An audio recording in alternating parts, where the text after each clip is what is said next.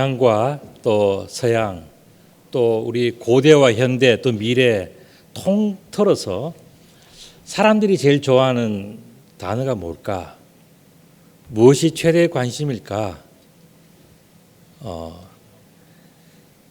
저는 아마 혹시 이것이 아닐까 싶습니다. 뭐냐면은 복. 복은 다른 말로 하면 행복이라는 겁니다. 이 복이라는 단어를 자세히 분석해 보면 어떤 뜻이냐면 이런 겁니다. 보일시변. 그러니까 이게 본다, 시각, 시야 할 때 그 본다는 그 시자. 그다음에 또 가득할 복자예요. 가득할 복자를 가만히 보면 밭전자에 입구자가 있고 끝까지 가득 찼잖아요. 그게 뭐냐면 밭에서 음식을 생산해서 그것이 차고 넘쳐서 아주 그 광주리에 차고 넘치는 모습, 꽉 찬 모습. 그게 뭐냐면은 바로 가득할 복자예요. 그러니까 가득한 그런 꽉 찬 모습을 보는 것이 뭐냐? 그게 바로 복이라는 겁니다. 이것을 그림 문자로 보면 이런 거예요. 그래서 이제 곡식을 이제 해가지고는 그 정말 우리 내 잔이 차고 넘치나이다 할 때 그게 뭐겠습니까? 그게 곡식으로 술을 만들었든지 음식을 만들었든지 뭘 다 해서 정말 차고 넘치는 그 모습. 그것이 바로 복의 하나의 그 상징 표현 이런 것이라고 볼 수가 있어요.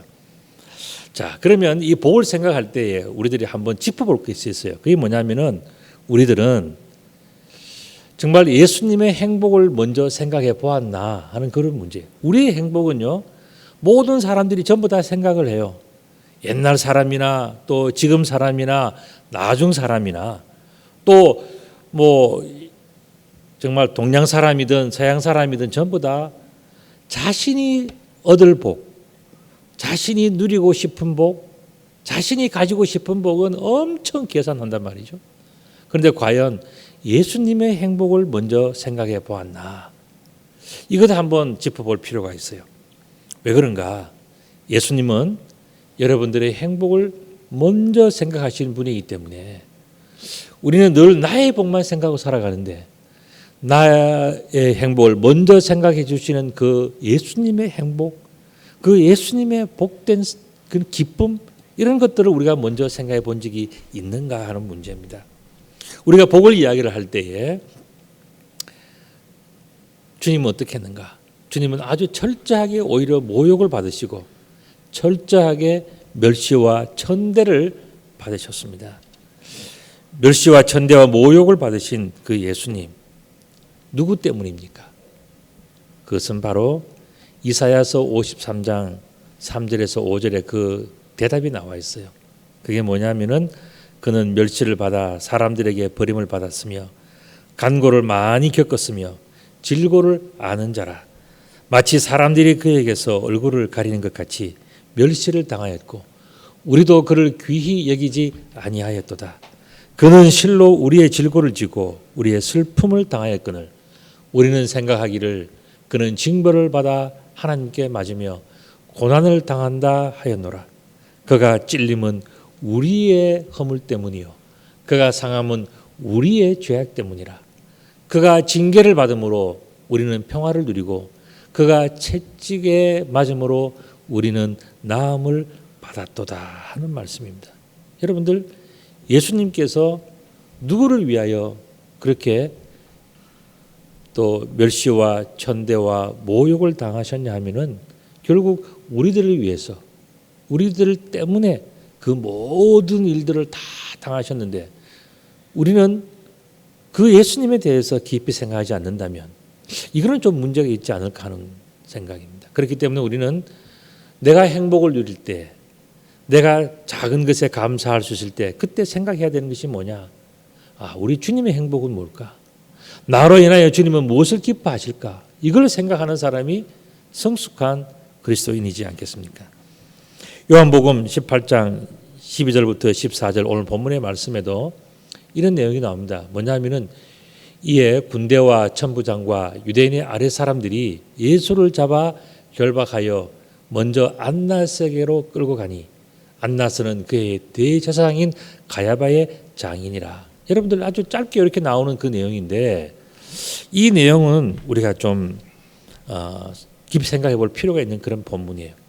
이어지는 그 본문도 보면 가야바는 유대인에게 한 사람이 백성을 위하여 죽는 것이 유익하다고 권고하던 그런 사람이라 그랬습니다. 이 내용들, 오늘 본문의 이 앞부분 12절, 13절, 14절에 나오는 이 내용들은 사실은 보면요, 아주 심각한 내용이 들어있어요. 그게 뭐냐면은 아주 비정상적인 재판 절차를 받으시는 그 예수님에 대해서 설명해 주고 있는 거예요. 여러분들, 재판이 비정상적이고 잘못된 재판이라면 이거는 아무리 결과를 내려도 무효예요. 그런데 예수님은 바로 그런 무효라고 할 수밖에 없는 그런 재판을 예수님은 다 당하셨다는 바로 그 엉터리 재판을 예수님은 당하신 거예요. 왜 그런가 한번 볼까요? 자, 내용을 보면 로마의 군대라고 나왔지 않습니까? 군대라고 하는 건 바로 로마의 군대를 이야기하는 거예요. 예수님은 민간인입니다. 로마의 군대의 재판을, 군대 재판을, 군사 재판을 받을 이유가 없으신 분이에요. 그런데 예수님은 군인들에 끌려가서 군대 재판을 받으셨단 말이죠. 그리고 그 재판을 하는 사람이 누구냐면 군대의 천부장이에요. 이 천부장이라고 하는 사람은 1000명의 군사를 거느리는 장교를 이야기하는 겁니다. 이 군대의 장교가 민간인을 군사 재판한 것, 이건 완전 엉터리 아닙니까? 로마가 법으로 유명한 나라예요. 그런데 이 군인이 민간인을 이렇게 재판해버리면 이거는 로마의 법이 엉터리라는 것을 이야기하는 건 아닙니까? 예수님은 민간인 신분으로서 군인들의 재판을 받아서 군인들이 받아야 되는 그 재판, 그걸 받으시기 때문에 이거는 원천 무효예요.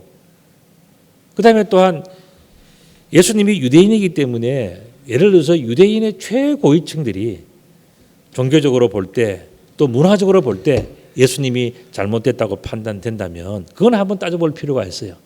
그런데 이 유대인의 하속들이, 아랫사람들이 예수님을 재판하고 심판하고 뭐 끌어다가 신문하고 한 이 모든 것들은 뭐냐면은 있을 수 없는 일이에요.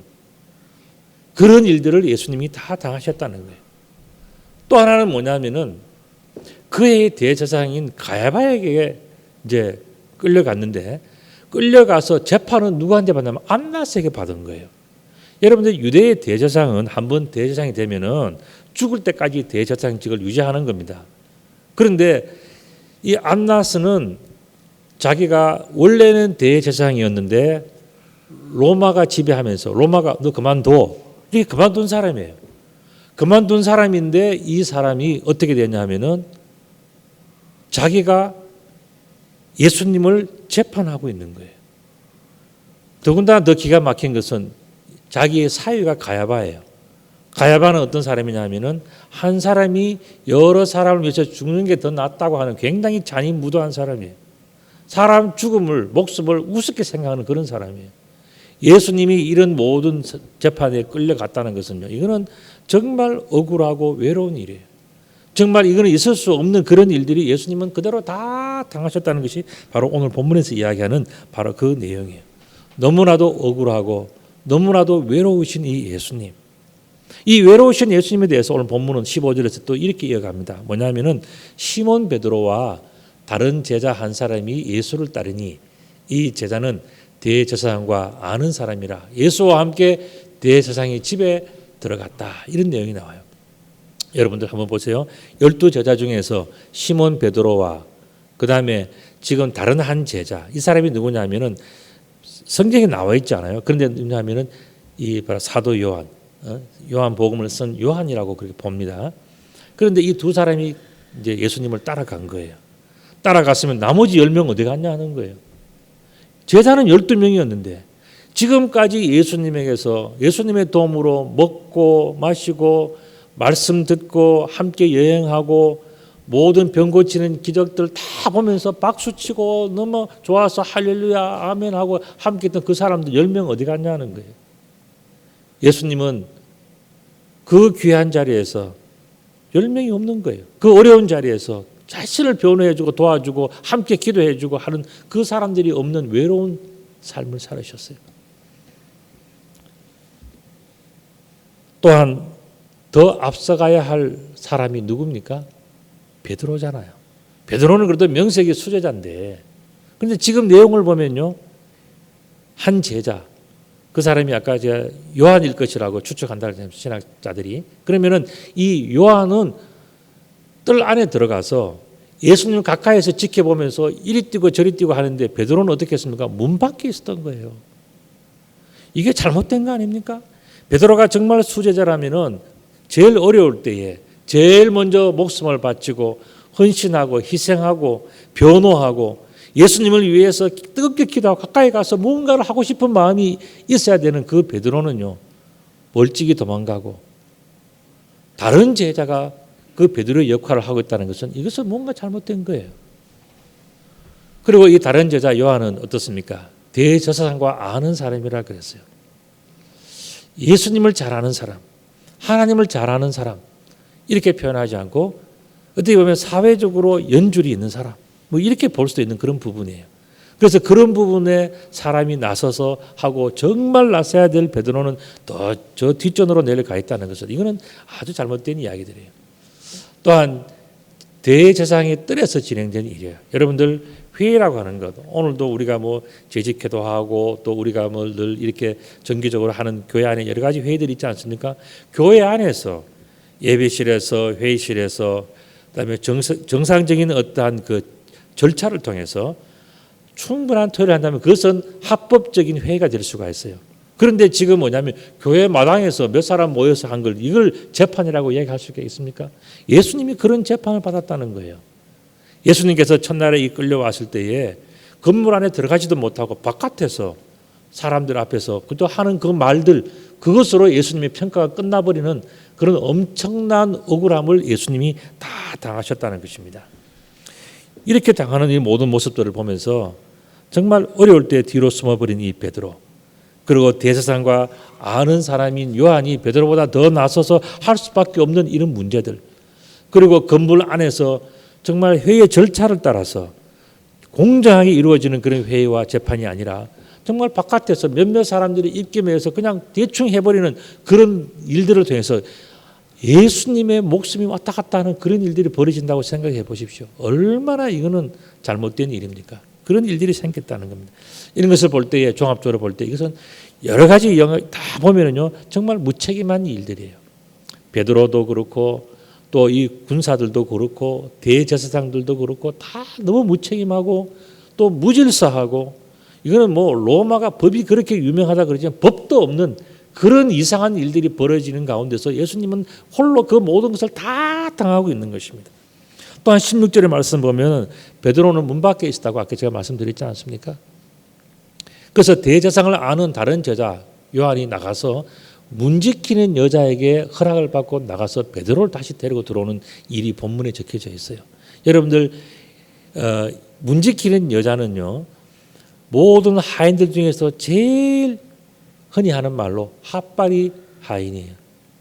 여자라는 신분도 제일 낮은 계급이었고 여러 하인들 중에서도 문 지키는 사람은 뭐냐면 제일 단순하고 제일 그냥 쉬운 것, 제일 어린 아이 하인들에게 그걸 시키는 거예요. 그런데 지금 그 요한은 어떻게 합니까?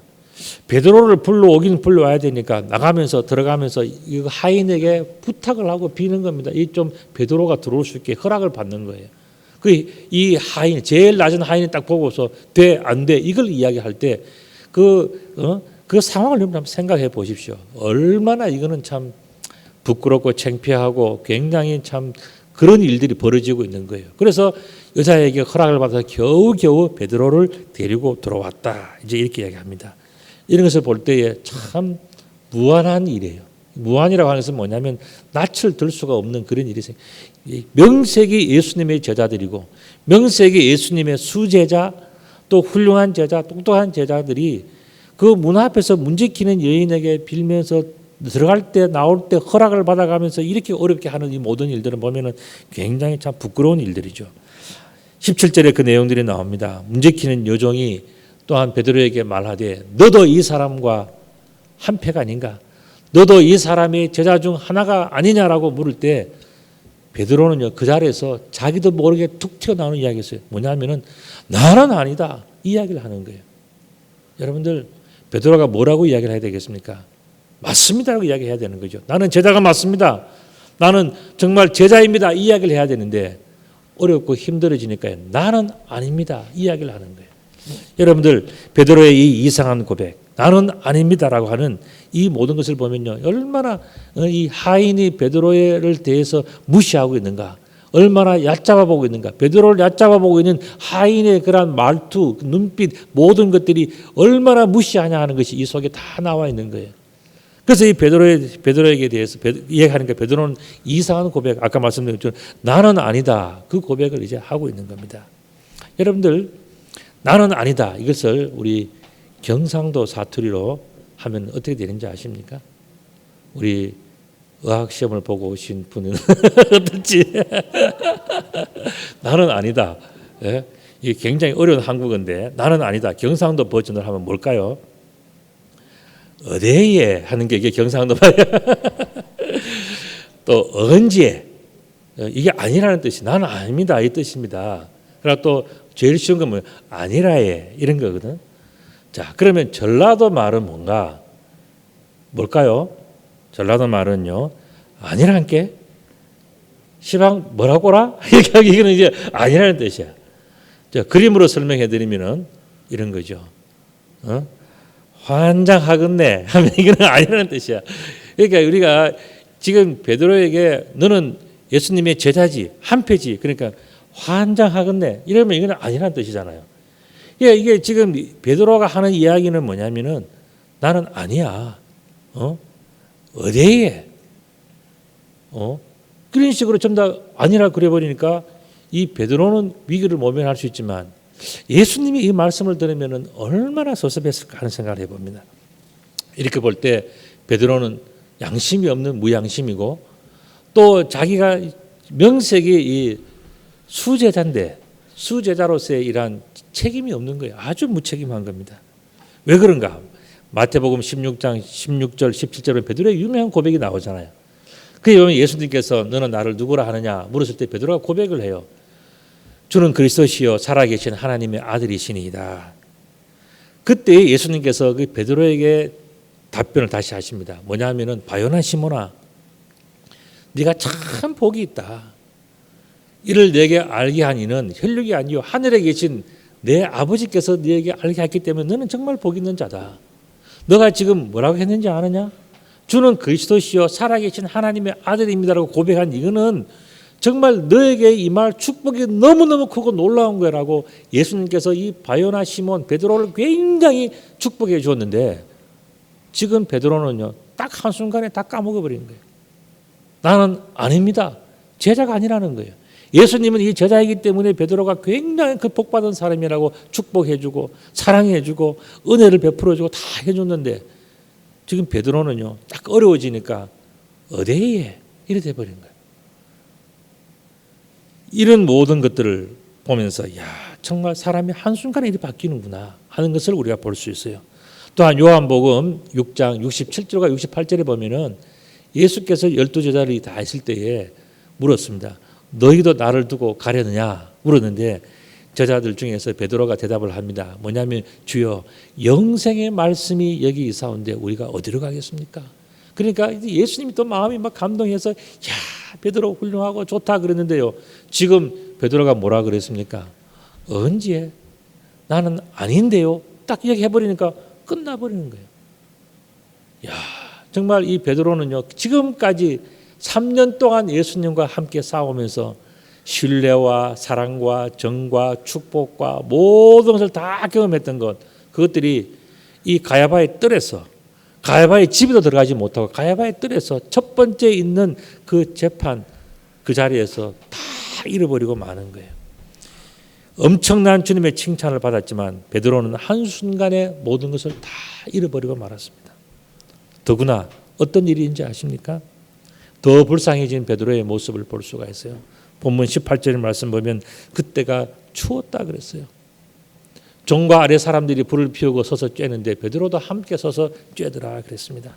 참 베드로의 이 불쌍한 모습이에요. 여러분들 이 지금 지금 내용의 배경이 뭐냐면 6월절이거든요. 6월절은 언제 하면 우리 양력으로 치면 3월 4월 때예요. 3월 4월 되면 이제 봄이 되고 이스라엘은 1월과 2월이 우기입니다. 그때는 꽃이 피고 굉장히 좋은 때예요. 그것이 싹 지고 난 다음에 이제 우리로 치면 초가을쯤 들어가는 그런 때가 6월절인데 그때의 날씨가 어떻겠습니까? 낮에는 좀 덥고 밤에는 추워요. 이스라엘은 사막 기후이기 때문에 이 기온차가 굉장히 큽니다. 사막에서 어떻게 그 이스라엘 사막에서 풀들이 자라냐면 기온차가 크기 때문에 이슬이 맺혀서 살아가는 거예요. 그만큼 척박한 것이 이스라엘인데 밤에는 엄청 추운 거예요. 그러니까 이 베드로가 밤이 되면 춥잖아요. 그다음 자기도 예수님 곁에서 있다가 얼떨결에 지금 따라왔잖아요. 예수님 붙잡혀 가니까. 그러니까 이 베드로도 그냥 아무 준비 없이 따라왔기 때문에 너무너무 추운 거예요. 그 밤이. 그래서 어떡합니까? 곁에 서서 종들과 아래 사람들 사이에서 서서 불을 쬐면서 그들이 뭐 와서 불 제대로 쬐라 그랬겠습니까? 옆에서 부끄러워하면서 뭐 나는 아니라 그랬으니까 눈치 보면서 정말 어렵게 한쪽으로 손 내미면서 뭐 있어야 되나 말아야 되나 도망가야 되나 뭐 예수님 어떻게 되나 이런 정신없이 남들은 그냥 불 쬐고 있는데 자기는 뭐냐면은 이 눈치 저 눈치 다 계산하고 정신없이 그렇게 하고 있는 그 모습을 보고 있단 말이죠. 여러분들 우리가 신앙생활을 하면서 신앙적 소신이 없으면 이렇게 돼버리고 마는 거예요. 정말 내가 예수님을 확실하게 믿고 고백하고 나는 예수님을 위해 충성하고 헌신하겠다고 나는 제대로 믿겠다라고 생각하면은 아무런 문제가 없는데 믿어야 될까 말아야 될까 남들이 나더러 너 교회 다니냐 물으면 어떡하지? 이런저런 생각이 복잡하게 있으면 어떻게 되냐면은 지금 여기 나오는 베드로처럼요. 이 눈치 저 눈치 보고 눈 다 돌아가는 거예요. 그래가지고는 사람들한테 뭐 어떤 때는 내가 뭐 교회 다니는 척 했다가 또 조금 어려우면은 나는 교회 요즘 안 나간다고 이야기했다가 뭐 머리가 너무 복잡한 거예요. 이게 뭐냐? 변질된 베드로의 모습이에요.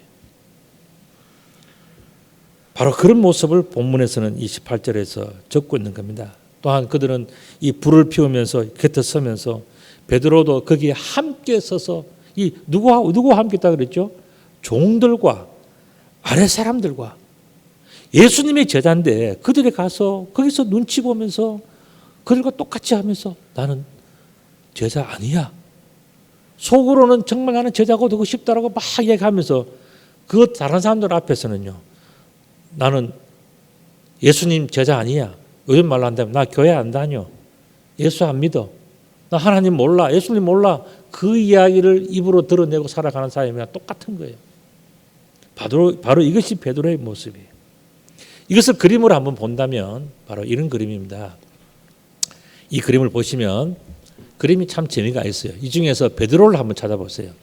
누군 것 같습니까? 좀 그림이 좀 어둡기는 하지만 베드로를 보면 누구가 베드로인가? 저희 손가락질 하는 사람은 누군지 알겠죠? 저 사람은 바로 문지키는 하인이에요. 그 사람이 베드로를 본 거예요. 보고 지금 손가락질 하는데 앞에 있는 사람이에요? 뒤에 있는 사람이에요? 네, 누가 베드로인 것 같아요? 누구?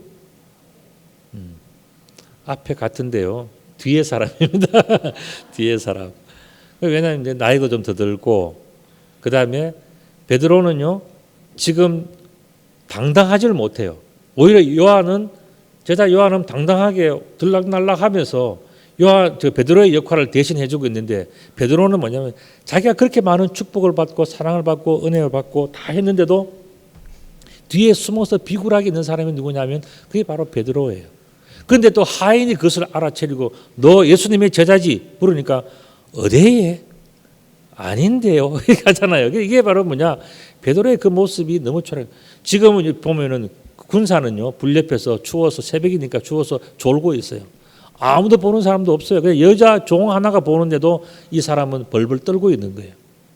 여러분들 우리의 신앙생활이 정말 하나님을 믿고 예수님을 믿고 내가 당당하게 살아가야지 조금 어렵고 힘들고 그러면요 사람이 이렇게 비굴해져 버리면요 정말 이 본문에 나오는 베드로와 다를 게 뭐가 있나 하는 겁니다. 이게 볼 때 우리들은 베드로의 모습을 보면서 생각합니다. 본문의 주제는 뭘까? 이건 베드로의 부인이다. 베드로의 배신이다. 우리 다음 주에 이제 본문 속에는 또 베드로의 또 다른 배신이 두 번째, 세 번째 배신이 나올 거예요. 오늘 첫 번째 베드로의 그 부인 바로 그겁니다. 배신하는 거. 이래 볼 때 이 베드로가 나쁜 놈이야. 틀린 놈이야.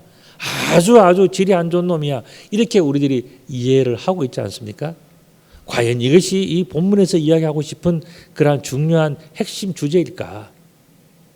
저는 그게 아니라고 생각을 해요. 이게 사실은 맞지만 이 주제는 그게 아니라고 저는 생각을 한다는 거예요. 그럼 본문의 주제는 뭘까? 저는 이거라고 생각합니다. 본문의 주제는 멈추지 않는 십자가의 길, 그거라고 생각합니다. 이 말은 뭐냐? 아까 나왔던 로마의 군대들, 그리고 로마의 1000명의 군사를 지휘하는 천부장, 그리고 대제사장, 그리고 대제사장의 하속들, 뭐 여러 사람들이 다 있고 그 속에 있는 베드로, 요한 다 있지만 특별히 베드로를 볼 때 이 베드로는 사랑받을 수 없고 인정받을 수 없고 어떻게 이런 사람일까 하는 그런 평가를 받을 수밖에 없는 그런 모습들이 가득한 베드로였어요. 그럼에도 불구하고 예수님은 이 베드로에 대해서 한 말씀 하지 않으셔요. 성경도 이 베드로에 대해서 아무런 그런 어떤 나쁜 표현들이 나오질 않아요. 왜 그럴까? 그건 바로 베드로에게 초점이 있는 것이 아니고 이 본문은 십자가의 길을 멈추지 않는 그 예수님에게 초점이 있기 때문에 예수님은 모든 사람들이 엉터리 같은 재판을 하고 엉터리 같은 회의를 하고 엉터리 같은 발언을 하고 엉터리 같은 온갖 것들이 뒤섞여서 무질서하고 아주 무법하고 무책임하고 하는 그런 모든들이 그냥 뭉쳐져 있는 뭐 엄청난 잘못된 덩어리 속에서도 예수님은 그런 것들을 다 일일이 따지 않으시고 뭘 하냐면은 예수님은 하나님께서 바라시는 십자가의 길, 하나님께서 주신 그 사명, 오히려 자기를 비난하고 배반하고 또 자기에 대해서 정말 나쁘게 생각하고 이러니 저러니 하고 이리 끌고 가고 저리 끌고 가고 뭐 온갖 것들 뭐 큰 죄인 하나 잡은 것처럼 군림하는 그런 사람들 앞에서 예수님은 오히려 내가 저 사람들을 위해서 왔기 때문에 내가 조금도 허트림 없이 나는 십자가의 길을 가겠다라고 하는 이 어려운 속에서도 이 난잡함 속에서도 이 무질서 속에서도 여전히 그 길만을 가겠다라고 하는 그 예수님의 모습이 이 속에 본문 속에 다 감추어져 있고 또 그것이 나는 핵심의 주제라고 저는 그렇게 봐요.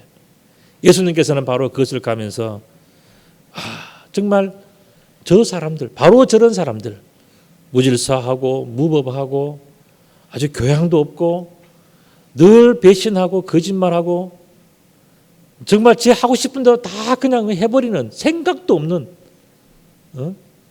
그런 모든 사람들을 바라보면서 예수님은 여전히 자신의 길을 한 걸음 한 걸음 멈추지 않는 이 십자가의 길을 가는 그 예수님의 모습을 표현해 주는 본문이 저는 이 본문이 아닌가, 바로 이러한 내용들이 아닌가 싶어요. 이렇게 볼 때 우리는 다시 한번 질문을 해볼 수가 있어요. 자, 이 멈추지 않는 십자가의 길은 누구를 위함인가? 이 길은 누구를 위한 길이냐 하는 거예요. 그것은 바로 아까 말씀드린 것처럼 아무것도 모르면서 이렇게 재판하고 저렇게 재판하고 이런 말하고 저런 말하고 또 자기 했던 말도 어려워지면 획 바꿔버리고 그냥 모른 척하고 아닌 척하고 하는 그런 모든 사람들, 바로 그런 사람들을 위한 예수님의 멈추지 않는 십자가의 길, 그것을 적어준 본문이 저는 이 요한복음 18장 12절부터 18절까지 나오는 이 내용이라고 생각을 해요. 이렇게 볼 때 누구를 위함인가?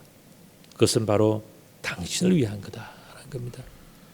바로 우리들을 위한, 멈추지 않는 그 길을 돌아서서 야단쳐주고 싶고 나는 안 합니다라고 그렇게 반박하고 싶고 하는 그런 예수님의 마음이 여기까지 다 차올라오지 않겠어요?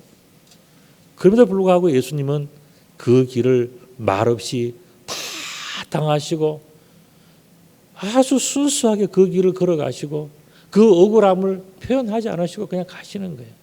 왜 그렇습니까? 바로 저와 여러분들을 위해서 참으시는 거예요. 누구를 위함인가? 그것은 바로 우리들을 위한 거예요. 바로 여러분들을 위한 겁니다. 그렇게 볼 때 우리는 한 가지 결론을 얻을 수가 있어요. 그게 뭐냐면은 우리는 하나님의 축복과 사랑을 넘치도록 감당할 수 없을 만큼 너무나도 많은 것을 받은 복된 자녀들이라는 거예요. 우리는 일상이 어떻습니까? 어려우면 쏙 빠지고 또 뭐 좋은 자리에 있으면 쏙 나타나고 뭐 두더진가? 이렇게 살아가는 것이 우리 신앙생활이에요. 그래서 뭐 좀 힘든 일 있으면 못 들은 척 못 본 척 탁 하고 자기 뭐 좋은 것 있을 때는 빠뜨리면 야단나고 뭐 이런 인생을 살아가는 것이 우리들의 모습이지 않습니까? 그리고 잘 모르면서 이래는다 저 다 판단하고 다 하고는 그러면은 오늘 본문에 나왔던 그 사람들의 모든 모습들이 우리 속에 다 있단 말이죠. 그럼에도 불구하고 예수님이 참아주시잖아요. 왜 그런가? 그것은 바로 우리가 옳아서가 아니라 우리를 구원하시고자 하는 하나님의 계획이 있기 때문에 예수님은 참아주신 거예요. 그렇게 볼 때 우리들은 하나님의 사랑과 축복을 감당할 수 없을 만큼 넘치도록 받은 그런 사람들이란 말이죠. 그렇기 때문에 우리는 정말 복의 복을 받은 사람이에요. 우리는 사랑과 은혜를 넘치도록 받은 사람이에요. 감당할 수 없는, 우리가 한 일에 비하면 감당할 수 없는 많은 축복들을 받은 그런 우리들이 바로 복받은 우리들 아닙니까? 하나님은 그런 사랑과 축복을 우리들에게 주신 거예요. 우리들의 죄와 허물들을 따져서 벌써 끝장났지. 우리들이 정말 그 모든 것들 다 까발리고 다 했으면요, 우리는 고개를 들고 달릴 수가 없는 사람들이. 그런데 숨겨주시고 덮어주시고 참아주시고 용서해주시고 다 그냥 말씀하지 않으시니까 우리가 오늘 살아가는 거 아닙니까? 이게 바로 복이에요. 세상에 이런 큰 축복이 있습니까? 그 축복을 우리들이 누리기 때문에 우리는 뭐냐?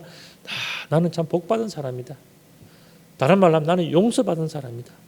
나는 하나님의 사랑을 받은 사람이다. 나는 엉터리 같은 일들이 수없이 많이 있지만 그거 다 말씀하지 않으시는 그 하나님과 예수님의 은혜 때문에 내가 오늘도 이렇게 살아가고 있구나 하는 이것을 아는 사람이 복 있는 사람이에요.